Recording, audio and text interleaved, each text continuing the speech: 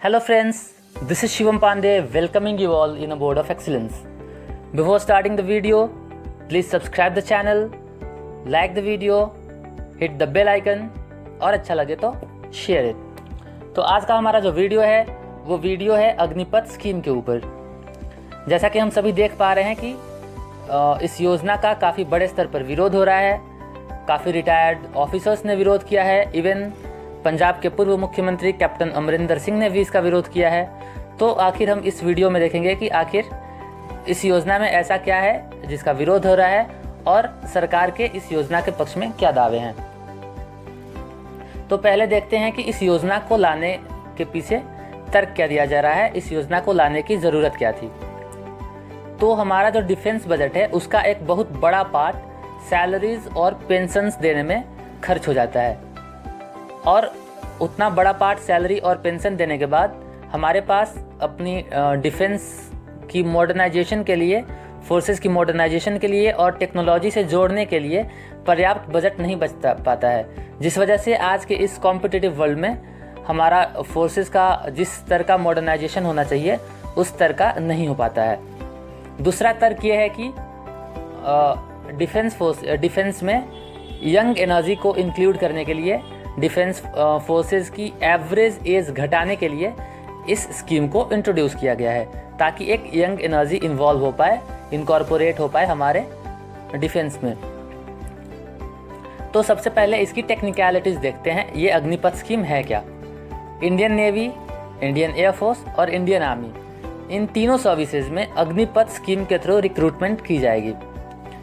ये रिक्रूटमेंट केवल सोल्जर्स के लिए होगी, ऑफिसर्स के लिए नहीं। यानी कि सारे नॉन कमीशन्ड जितने भी पोस्ट हैं उनके लिए इस अग्निपथ स्कीम से रिक्रूटमेंट ली जाएगी, ना कि ऑफिसर्स के लिए। अब इसके थ्रू जो जवान रिक्रूट किए जाएंगे उनको एक नाम दिया गया है अग्निवीर। ये सेवा केवल 4 सालों की होगी। इसमें 17.5 साल से लेकर 21 साल तक के कैंडिडेट्स इसमें अप्लाई करने के लिए एलिजिबल होंगे। अब सबसे बड़ा विरोध का पॉइंट यही है कि ये सेवा केवल 4 सालों की है। इस सेवा के लिए 6 महीने की ट्रेनिंग प्रोवाइड की जाएगी, और जो 4 सालों की इस सेवा के लिए जो अग्निवीर रिक्रूट किए जाएंगे उनमें से 25% रिटेन कर लिए जाएंगे and rest 75% will be exerted from the service. अब सबसे पहले इसका सैलरी स्ट्रक्चर देख लेते हैं। तो इस स्ट्रक्चर में 11 से 12 लाख रुपए का ऑलमोस्ट रिटायरमेंट पैकेज दिया जा रहा है, जिसका नाम दिया गया है सेवा निधि पैकेज। ये जो सेवा निधि पैकेज है उसमें अग्निवीर के सैलरी से भी अग्निवीर की सैलरी से कंट्रीब्यूशन होगा, और जितना उनकी सैलरी से कंट्रीब्यूशन हो रहा है उतना ही कंट्रीब्यूशन गवर्नमेंट का ही होगा, और इन दोनों को मिलाकर 4 सालों के अंत में 11 से 12 लाख का रिटायरमेंट पैकेज प्रदान किया जाएगा। तो पहले साल में जो इन हैंड सैलरी मिलेगी उस 9,000 कंट्रीब्यूशन के अलावे वो होगी 21,000, और उसके अलावे टोटल सैलरी में से 9,000 कंट्रीब्यूट किया जाएगा सेवा निधि पैकेज के लिए, और उतना ही गवर्नमेंट की तरफ से। दूसरे साल में 23,100 रुपये, तीसरे साल में 25,580 रुपये और चौथे साल में 28,000 रुपये। सारी डिटेल्स आप स्क्रीन पर देख सकते हो। अब इसके विरोध के तर्क क्या हैं, ऐसे कौन से पॉइंट्स हैं जिस पर इसका विरोध किया जा रहा है। तो सबसे पहला तर्क यह है कि आप अग्निपथ स्कीम के ज़रिए आप जो ऑलमोस्ट 50,000 लोगों को रिक्रूट करोगे साल में, उसमें से 75% को आप बाहर का रास्ता दिखा दोगे 4 सालों के बाद। तो 4 सालों के बाद वो जो 75% अग्निवीर होंगे उनके फ्यूचर का क्या होगा, वो क्या आकर बेरोजगार बैठ जाएंगे। इसका मतलब आप जो 25% को रिटेन कर रहे हो और 75% को बाहर कर रहे हो, तो इसके चलते हो सकता है कि ये रोज़गार का ज़रिया ना बन के एक देश में एक बहुत बड़ी बेरोज़गारों की फौज खड़ी हो जाए। दूसरी बड़ी समस्या ये है कि इसमें रिक्रूटमेंट प्लान नहीं है, कोई भी ठोस रिक्रूटमेंट प्लान नहीं है कि वो 75% अग्निवीर जब 4 सालों के बाद रिटायर होंगे तो उनको आप कहाँ पर कोई नई सर्विस प्रदान करोगे, जिस वजह से ऐसी आशंका जताई जा रही है कि वो 4 सालों के बाद जब रिटायर होंगे तो उन्हें सिक्योरिटी गार्ड्स जैसे जॉब करने को मजबूर होना पड़ सकता है, या फिर उनमें से कई सारे लोग एंटी सोशल एक्टिविटीज़ में भी इन्वॉल्व हो सकते हैं। एक बड़ा पॉइंट यह है कि हमारी सेना में रेजिमेंट सिस्टम है, जिस वजह से जो जवान होते हैं वो रेजिमेंट के लिए काफ़ी डेडिकेटेड होते हैं और वो अपनी जान की बाजी लगाने को भी तैयार होते हैं उस रेजिमेंट की प्रतिष्ठा के लिए। अब जो इंसान केवल 4 सालों के लिए रिक्रूट होगा, क्या उसके अंदर वो डेडिकेशन, वो डिवोशन आ पाएगा अपने रेजिमेंट के लिए, अपनी सर्विस के लिए, अपने देश के लिए? तो ये एक बहुत बड़ा पॉइंट है।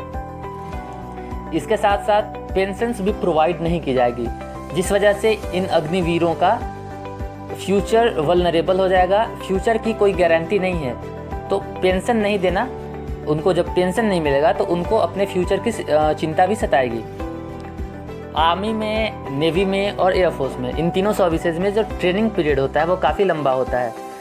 इस माहौल में अगर आप केवल 6 महीनों का ट्रेनिंग देते हो तो आपके पास जो जवान होंगे, ऐसी आशंका जताई जा रही है कि ये पर्याप्त नहीं है, ये ट्रेनिंग पीरियड पर्याप्त नहीं है, अपर्याप्त है, और जो जवान होंगे वो उतने स्किल्ड नहीं हो पाएंगे, जिस वजह से हमारी सेना के परफॉर्मेंस पर काफ़ी असर पड़ सकता है।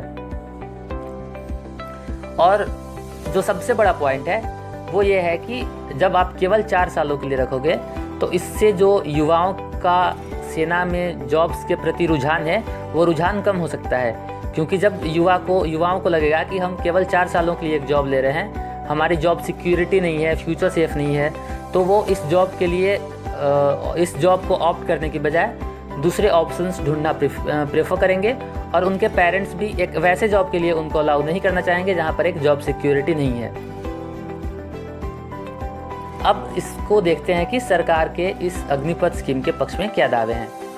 तो एक दावा यह है कि इनको अग्निवीरों को, जो 75% अग्निवीर हैं, उनको सर्टिफिकेट प्रोवाइड किया जाएगा, जिसकी वजह से उनका रिज्यूमे बूस्टअप हो जाएगा और वो खास करके कॉर्पोरेट सेक्टर में उनको काफ़ी मदद मिलेगी नई जॉब्स पाने के लिए।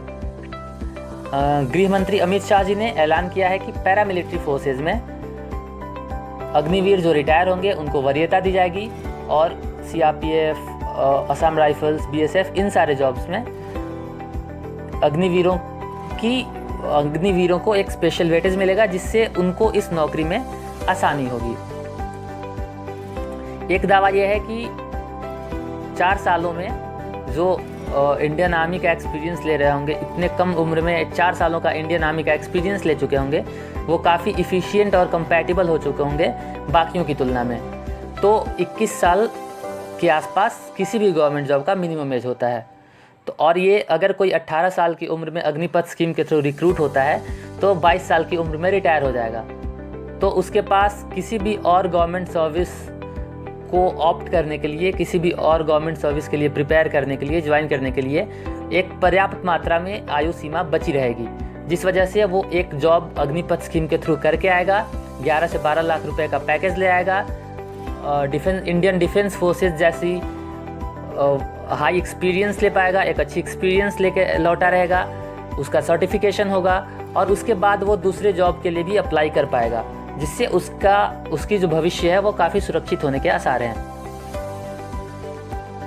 उसके बाद उनको अगर कोई हायर एजुकेशन ऑप्ट करना चाहता है तो उसको क्रेडिट दिया जाएगा, जिससे उनको हायर एजुकेशन में मदद मिलेगी।